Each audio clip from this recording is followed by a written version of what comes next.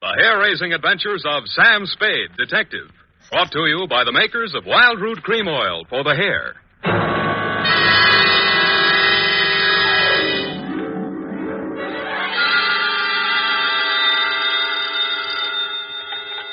Sam Spade, Detective Agency. It's me, Effie. Oh, Sam, I've been worried about you. Sid Weiss was just on the phone, and he says digging up a corpse without a permit is against the law. It's all right, Effie. I just dug him up to say hello and put him back again. Oh, Sam. I'll be down in a couple of minutes to dictate my report, sweetheart. If I get lost on the way, you'll find me in City Hospital, the Psycho ward, third straitjacket from the left.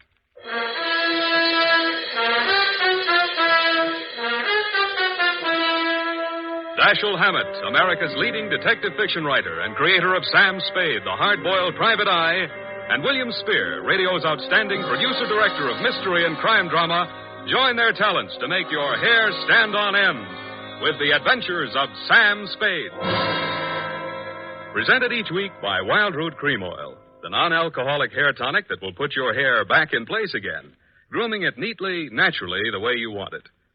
Fellows, if a girl can spend half an hour under a hot dryer in a beauty parlor to look her best for you, certainly you can spend half a minute sprucing up with Wild Root Cream Oil hair tonic to look your best for her. Now, that's all it takes, and Wild Root Cream Oil grooms your hair neatly and naturally, the way girls like to see it. Besides, it relieves dryness and removes loose dandruff. There's not a drop of alcohol in Wild Root Cream Oil. It contains lanolin. So get the big economy-size bottle at your drug or toilet goods counter. And now, Wild Root brings to the air the greatest private detective of them all in The Adventures of Sam Spade.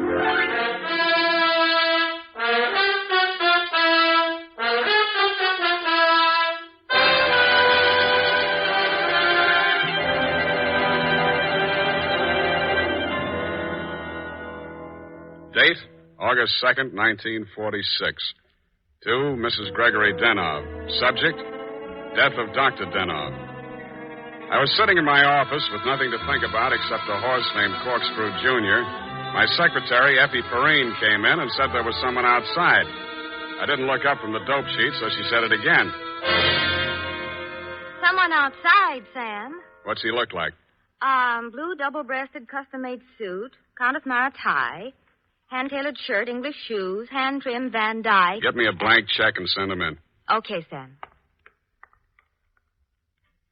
Please come in. Mr. Spade will see you now, sir. Thank you. You are Mr. Spade, Sam Spade. What can I do for you? I'm Dr. Gregory Denov, a psychoanalyst. I need your help. Lie down, doctor, and tell me all about it. I see you might also be noted for your sense of humor as well as your discretion. Who told you I was discreet? A man named Nicolaitis. Well, you tell Nicolaitis I think he's cute, too. What else does he say about me? That I can trust you with $10,000. Oh. Is this Mr. Nicolaitis one of your patients? No, he isn't. As a matter of fact, he's gotten possession of some private records of mine. Well, it's rather involved. Nicolaitis is shaking you down, and he picked me as the middleman. Is that it? This is not an ordinary case of blackmail. Blackmail is blackmail, even if you do it in Technicolor. Well, as you may know, a psychoanalyst keeps a faithful transcript, a detailed record of everything a patient says during consultation, no matter how intimate or shocking. Yeah? This man, Nicolaitis, has managed to gain possession of a copy of one of these case histories.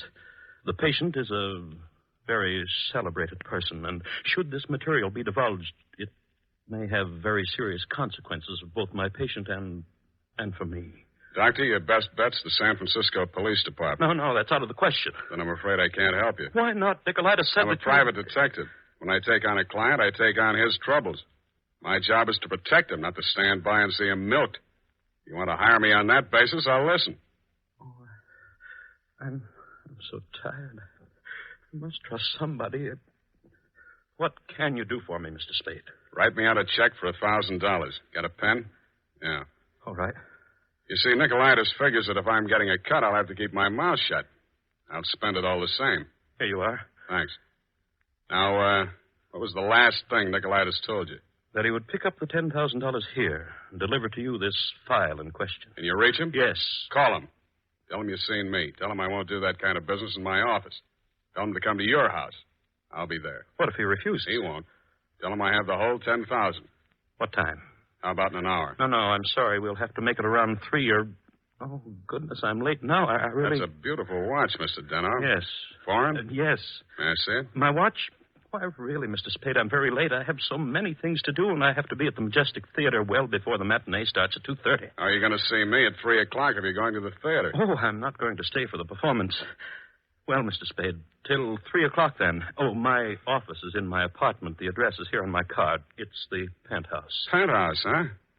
Okay, doctor, I'll come formal. I'll wear the top to my bathing suit.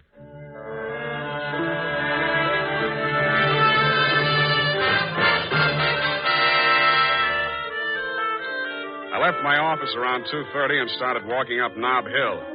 The Versailles Apartments, where Denov's place was, took up the whole 300 block, so I didn't have any trouble finding it. I stopped across the street for a minute to get my breath after the uphill climb, mopped my face, and started across. Just as I got to the middle of the street...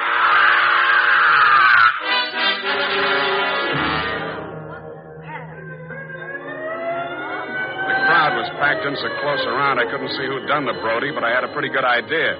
The cops had the sidewalk roped off and guards posted at the building entrance. It took me maybe 20 minutes to elbow my way through and show my credentials.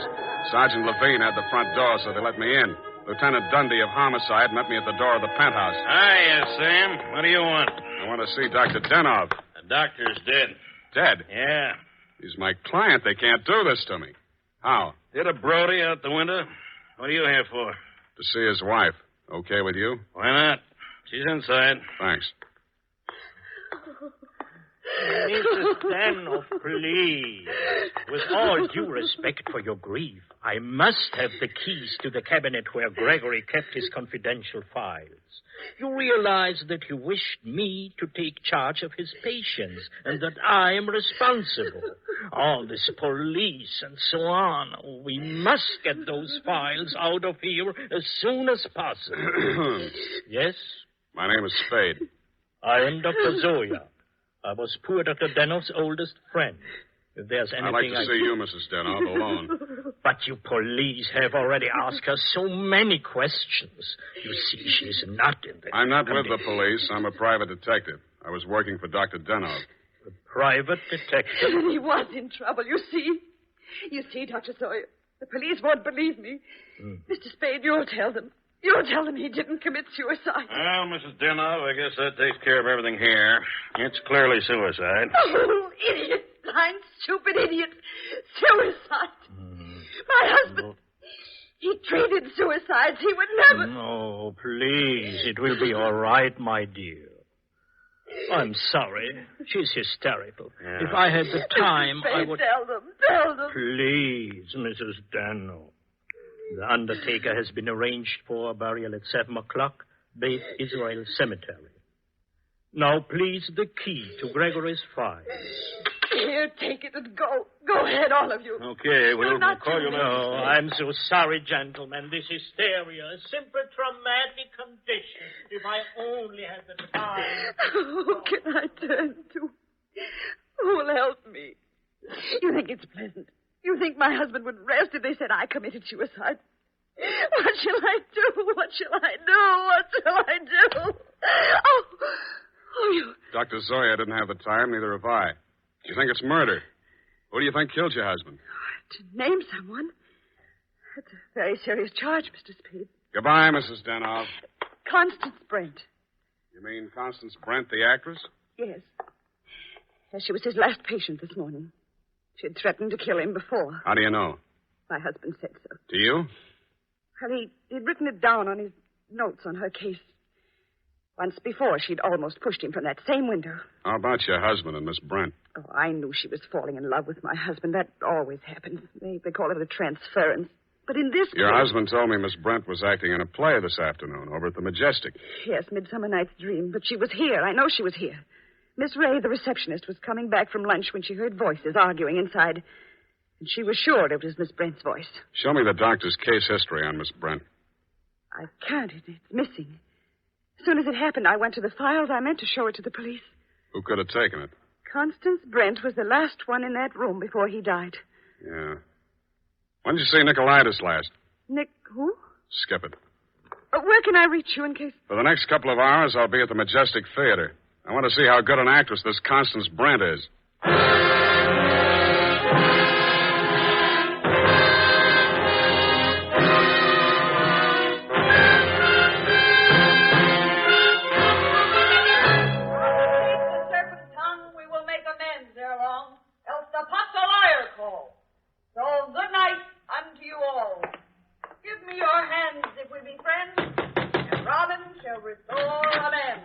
Yes?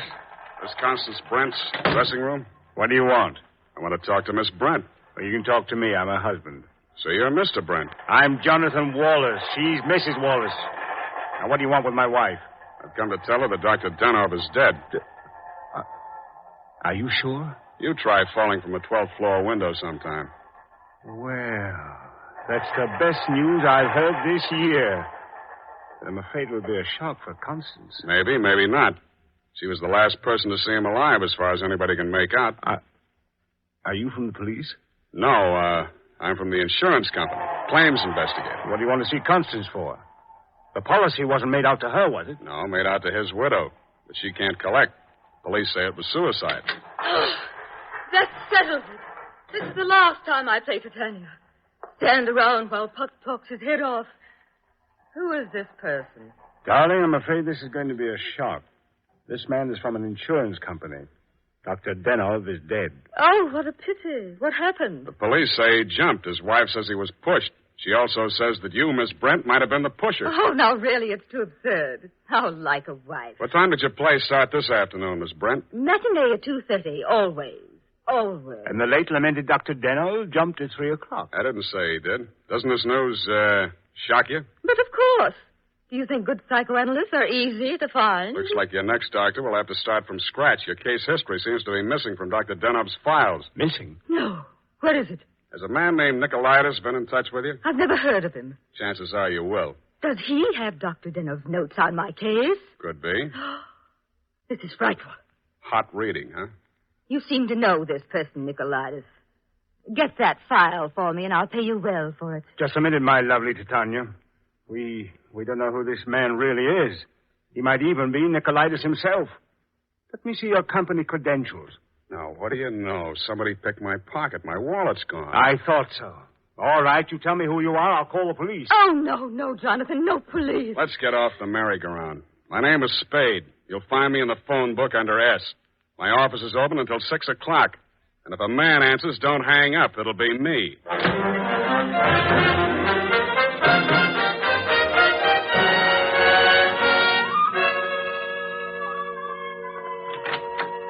Hello, Effie.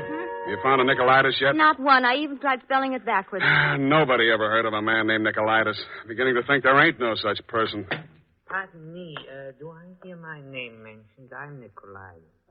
Sam, I still think you're right. Come all the way in, Mr. Nicolaitis.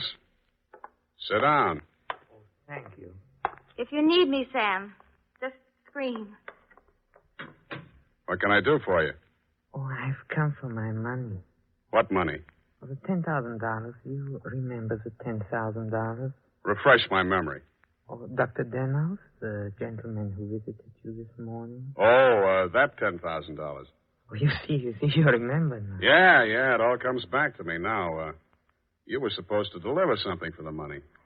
Since Dr. Denov is dead, that is no longer important. You will give me the money, please, and I will not disturb your afternoon any further.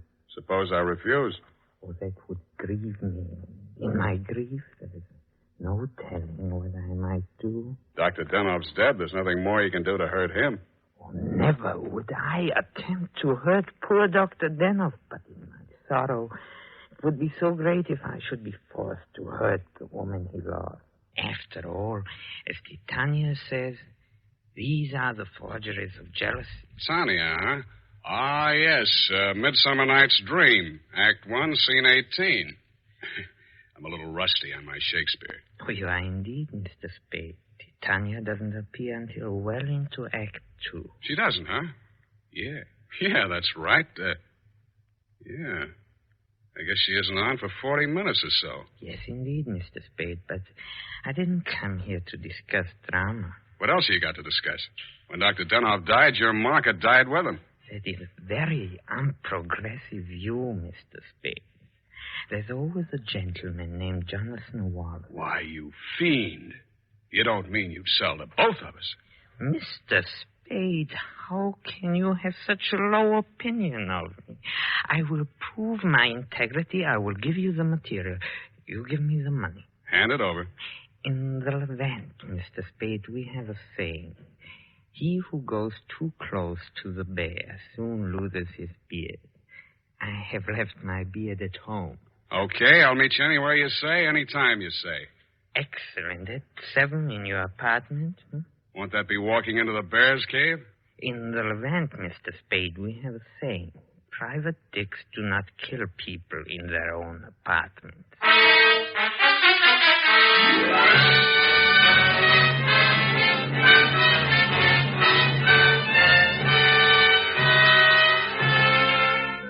It was then 6 p.m. I called Effie for messages. She told me that you had been phoning frantically, Mrs. Denov. I still had maybe 30 minutes before Nicolaitis was due at my apartment, so I breezed on up to your place on the hill. We had a very interesting chat, remember, Mrs. Denov? Looking back on it, that was probably the most interesting conversation we had. Funny, I can't remember much of anything you said, but it was so cozy there in your place. And what with your clock being about 20 minutes slow, it must have been something like 7:30 before I left you. I grabbed a cab and told the hacky to step on it. I hoped Nicolaitis was still waiting at my apartment. He was.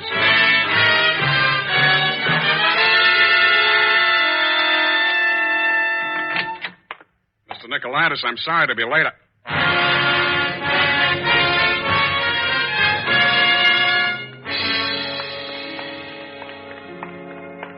He was lying on my bathroom floor. The little guy was looking just about as natty as when he'd been in my office, except that the beautiful silk scarf he'd been wearing was twisted into a tight noose around his neck. Mr. Nicolaitis was a very dead blackmailer.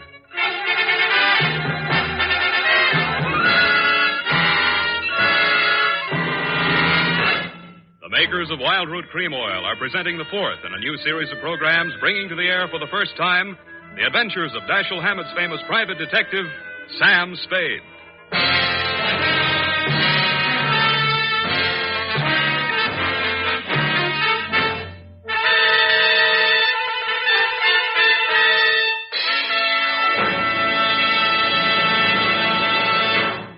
Men, at the racetrack, the man who has something better than a mere hunch is said to have it straight from the horse.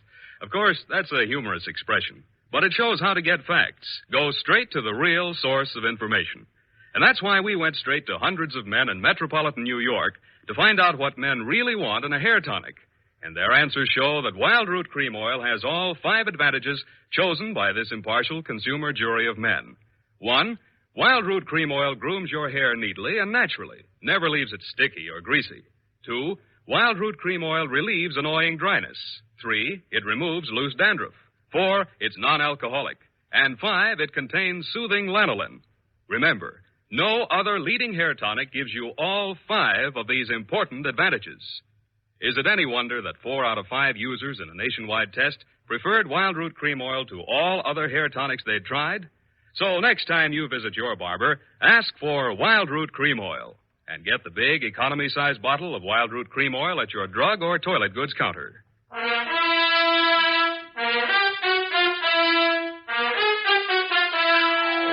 And now, back to Sam and Psyche.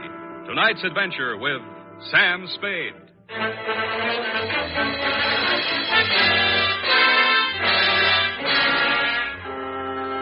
His eyes were open, and he seemed to be looking right at me as I bent over him. The finger marks in his throat were too blotchy to be of any use. Pretty soon, Lieutenant Dundee and Sergeant Polhouse came in and walked over behind me. We all stood there for a second, and then Polhouse bent down and closed those eyes. You know him, Sam? His name is Nicolaitis. That's all I know about him. What did he come here to your place for? I don't know. You invited him? I wouldn't have been surprised to find him here, but not like this.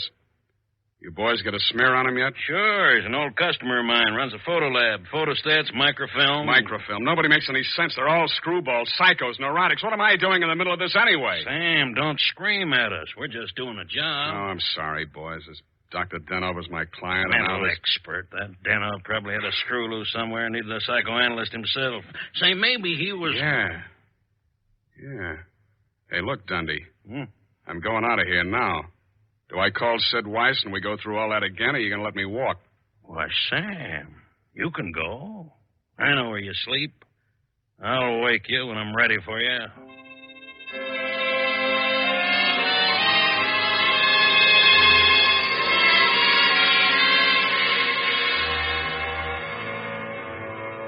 Well, Mr. Spade? I want some answers, Dr. Zoya, and you're the guy who can give them to me. I'm listening. Just let the questions flow into your mind and do not try to repress any of them. Speak instantly, whatever... Okay, question number one, without thinking. Do you think Dr. Denoff was a suicide? Well, I had not seen Dr. Denoff for many years.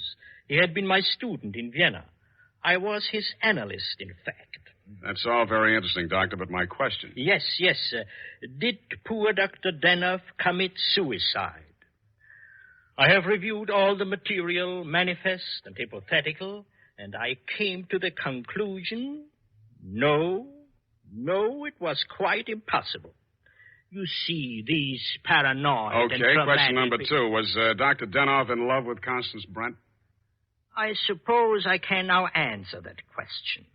When I arrived in San Francisco, I found him in great distress. He told me he feared he was losing his objectivity towards this patient. In other words, he was in love with her. Yes. You think she might have murdered him? All psychoanalytical subjects develop aggressive feelings toward the doctor. Nearly all of my patients have threatened me at one time or another. You don't say. Tell me, Dr. Zoya, you know anything about Jonathan Wallace, Miss Brent's husband? A violent type, almost psychotic. Yeah? How about you, Dr. Zoya? Could you have done it? That is a most interesting question, Mr. Spade. When I arrived here from Vienna without funds, dependent on the kindness of my former students, I must confess that I felt a certain antagonism. It disturbed me to realize that a man of my standing in the profession should be dependent on the goodwill of a younger and, I sincerely believe, less gifted man. However, I overcame this, and I didn't kill him. Yeah. Well, Doctor, thanks a lot. Oh, Peep. Truly a life study. There is no accounting. For instance, Dr. Denoff. He came to me only this afternoon with the strangest request. Yeah? He gave me the gold watch which I had presented to him many years ago upon his graduation in Vienna. He had a patient waiting, and so had not much time to explain. Where is this watch? Please, I'm coming to that. He asked me to promise that I would have the watch buried with him if something should happen. That has been done. But Dr. Denoff just died at 3 o'clock. It is a Mosaic law that the deceased be buried before sundown. Uh-huh. Thanks, Doctor. Thanks a lot. I hope I've been of some help. Doctor, you'll never know how much you've helped me.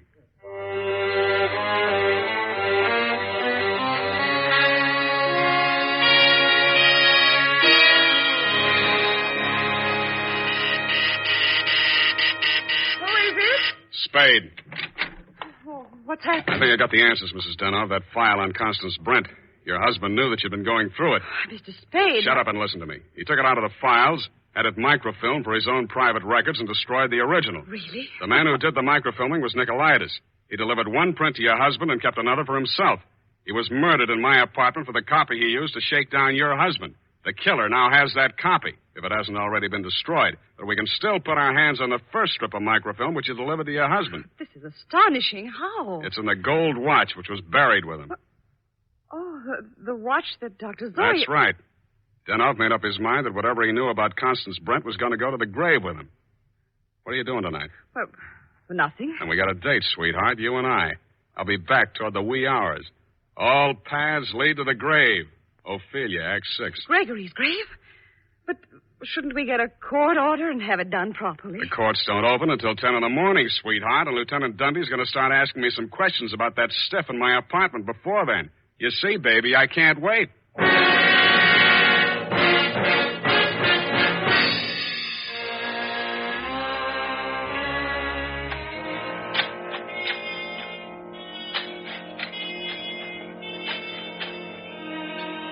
Mr. Spade, we shouldn't be doing this. If I'm wrong this time, it won't be wasted effort. I'll crawl into the grave myself and pull it in after me. Here. I struck it. Give me that crowbar, Mrs. Denoff, quick. Oh, dear. Oh, dear.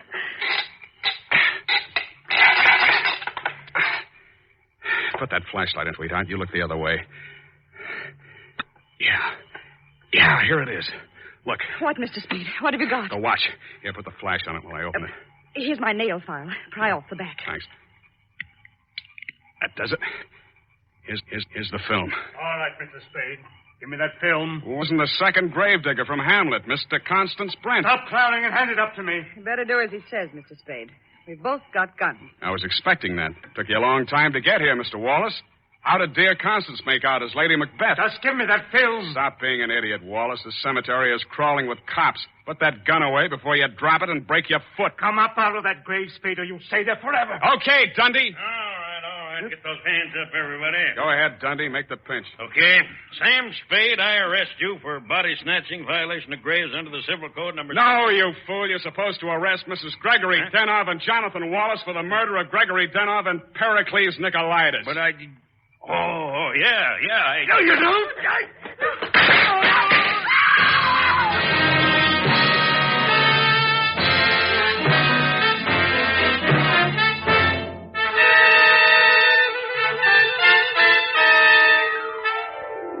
It was smart of you, Mrs. Denov, to make me late for my appointment with Nicolaitis. You did that so that Wallace could nail him in my apartment for the microfilm. You thought you could use that film to pin Denov's murder on Constance Brent. But after your late husband caught you tampering with his files, he added a few well-chosen words to it so that the film put the finger on you and your boyfriend, Mr. Wallace, in case anything happened to the doctor. So Wallace had to kill Nicolaitis. You weren't smart to push your husband out the window. That looked like suicide. You might have gotten away with it, Mrs. Denov, if you'd bashed your husband's head in with a bottle. That reminds me, Effie, pour me a drink. That all? Sign it, put a special delivery on it, and send it care of the matron to Hatchapee Prison. Go on, have one yourself. Oh, thank you. Here's how. Oh. You'll get used to it. Good night, Sam. Good night, sweetheart.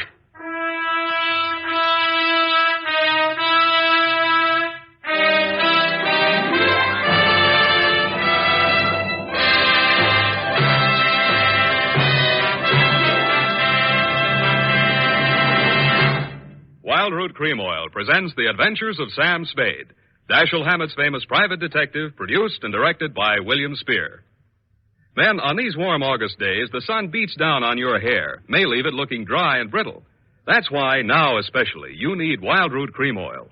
This grand non-alcoholic hair tonic has just what it takes for summer grooming. It contains lanolin, the soothing oil that's so much like the oil of your skin.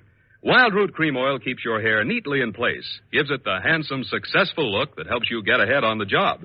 And Wild Root Cream Oil removes loose, ugly dandruff and actually relieves annoying dryness. So tonight, take the famous FN test. Check your scalp. Signs of dryness or loose dandruff tell you need Wild Root Cream Oil right away. Sam Spade is played by Howard Duff. Fred Essler was Dr. Zoya. Lorene Tuttle is Effie. Don't forget, next Friday, the three masters of the art of hair-raising, Dashiell Hammett, William Spear, and Wild Root Cream Oil, join forces to bring you another hair-raising adventure with Sam Spade. Smart girls use Wild Root Cream Oil, too, for quick, good grooming and to relieve dryness between permanents. Mothers say it's grand for training children's hair. Dick Joy speaking. This is ABC, the American Broadcasting Company.